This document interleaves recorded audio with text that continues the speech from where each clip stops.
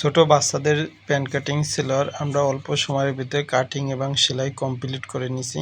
তাই সকলে চেষ্টা করলে অবশ্যই সকলের দ্বারা সম্ভব হয়ে যাবে।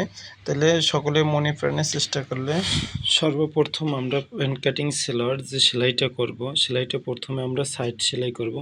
1 ফিট দূরত্ব বা 100 ইঞ্চি পরিমাণ ফাঁকা জায়গা রেখে আমরা স্ট্রেট সেলাই দেব।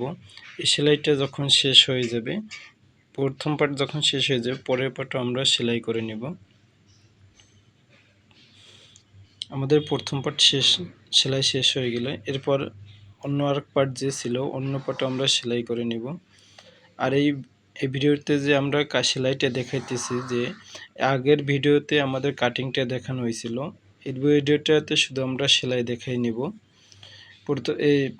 প্রথমে সাইড সেলাই দেবার পরে এরপর সাইড থেকে একদম ভাঁজ খুলে কাপড়টার একদম ভাঁজ খোলার পরে সাইড থেকে সেলাইটা দিয়ে নেব। এখানে একটা চাপ সেলাই দিয়ে নিতে হবে। এই চাপ সেলাইটা দিবার সময় খেয়াল রাখতে হবে যে আমাদের সাইড থেকে যেন বের না হয়ে যায়, সূক্ষ্মভাবে সুন্দরভাবে সাইড সেলাই দিয়ে নিতে হবে আর কি। এটা চাপ সেলাই বলে অনেকে, তাই চাপ সেলাই দিয়ে নিব। এরপর আমরা বর্ডার সেলাই করে নিব। বর্ডারটা সেলাই করব। এখানে আমরা 4 পার্ট কাপড় নিয়ে, এখানে 4 ইঞ্চি পরিমাণ কাপড় নেওয়া হয়েছে। 4 ইঞ্চি কাপড়টা আমরা ডাবল করে নিব। ডাবল করার পরে এটার আর একটা মধ্যস্থান দিয়ে ভাঁজ দিতে হবে। ভাঁজ দিবার পরে এটা কাপড়টা মেজারমেন্ট ঠিক রেখে এরপরে সেলাই দিয়ে নিতে হবে। স্ট্রেট সেলাই দিবার পরে এরপরে আরও 1 পার্ট কাপড় নিতে হবে, অর্থাৎ এখানে মধ্যস্থানে সাইড কাটা সিস্টেমে থাকবে। এই জন্য আমরা 4 পার্ট কাপড় নিছি। অপর পার্ট যেভাবে সেলাই করা হয়েছে এ পার্টও সেম টু সেম একই রকমের সেলাই দিয়ে নিতে হবে।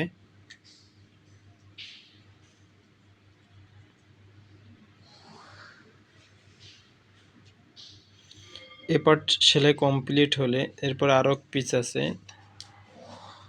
অপর পার্টও আমরা সেম টু সেম একই রকমের সেলাই করে নিব।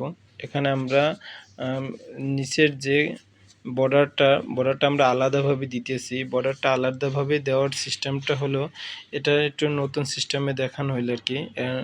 এখানে 4 পার্ট কাপড় নিয়ে এখানে সেলাই দেওয়া হচ্ছে।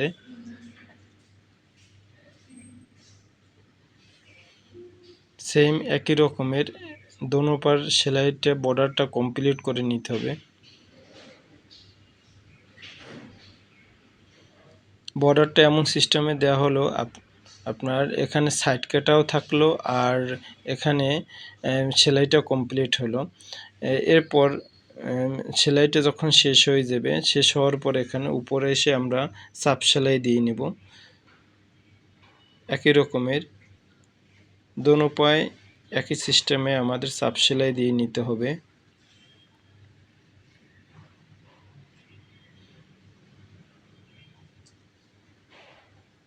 এখানে ডাবল সেলাই দিয়ে নিতে হবে।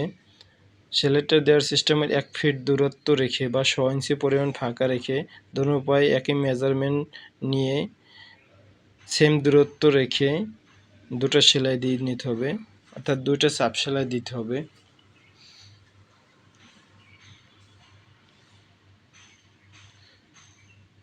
চাপ সেলাই যখন শেষ হয়ে যাবে এরপর দেখা যাচ্ছে যে এখানে আমরা 3-4টা করে পুঁতি দিয়ে দেব।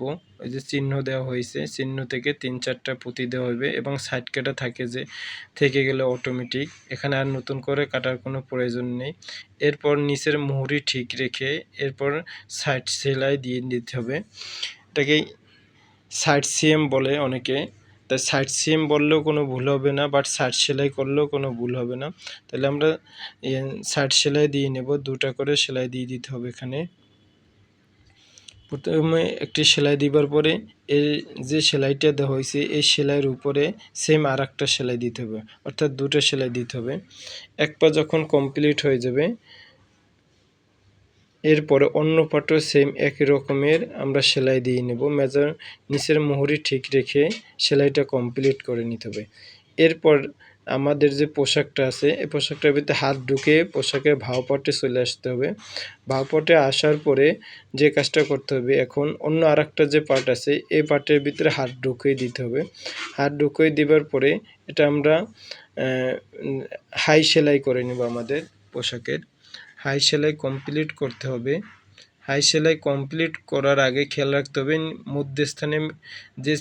মধ্যস্থানে যে দোনো পার্টের মধ্যস্থান জানি একই জায়গায় থাকে। মেজারমেন্ট ঠিক রেখে 6 ইঞ্চি বা 1 ফিট ভিতরের দিকে একটা সেলাই দিয়ে নিতে হবে, অর্থাৎ 2 পার্ট এক জায়গায় করে এরপর সেলাইটা করে নিতে হবে। এরকমের করে 2টি সেলাই দিতে হবে। প্রথমে এক সেলাই কমপ্লিট হওয়ার পরে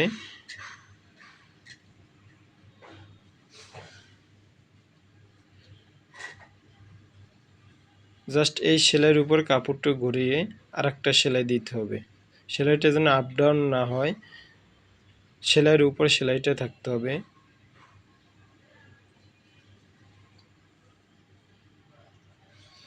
এরপর আমরা যে পোশাকের রাবারটা দিব, কত ইঞ্চি পরিমাণ রাবারটা দিতে হবে, যেহেতু বাচ্চাদের জন্য রাবারটা কাটা হতে আসছে, ছোটো কাস্টমারের জন্য 16-17 ইঞ্চি পরিমাণ রাবার দিতে হবে। এখানে 17 ইঞ্চি পরিমাণ রাবারটা নিয়ে দোনো পার্ট এক জায়গায় করে আর কি সেলাই দেওয়া হয়েছে, রাবারটা গোল করা হয়েছে।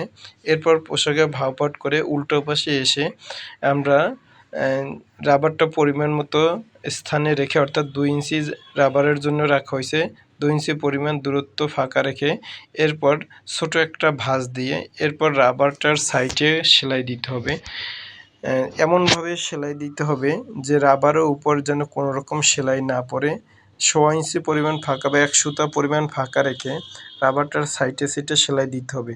এমনভাবে সেলাই দিতে হবে যে রাবারটার উপরে যেন সেলাই না পড়ে। রাবারটার উপরে যদি সেলাই দেওয়া হয় তাহলে আমরা রাবারটা টেনে বের করতে পারবো না। অর্থাৎ এখানে যে রাবারটার সাইডে সেলাই দেওয়া হচ্ছে, আমরা রাবার টেনে টেনে সেলাই করতে হবে। এভাবে যদি আমরা টেনে টেনে সেলাই করি তাহলে রাবারের উপরে সেলাই দিলে তাহলে আমরা রাবারটা টানতে পারবো না। তাহলে আমরা যে সেলাইটা দিব খেয়াল রাখতে হবে রাবারটার সাইডে যেন রাবারের উপর যেন কোনো রকম সেলাই না পড়ে। এরকমের কাপড় টেনে টেনে আমাদের সেলাইটা কমপ্লিট করে দিতে হবে।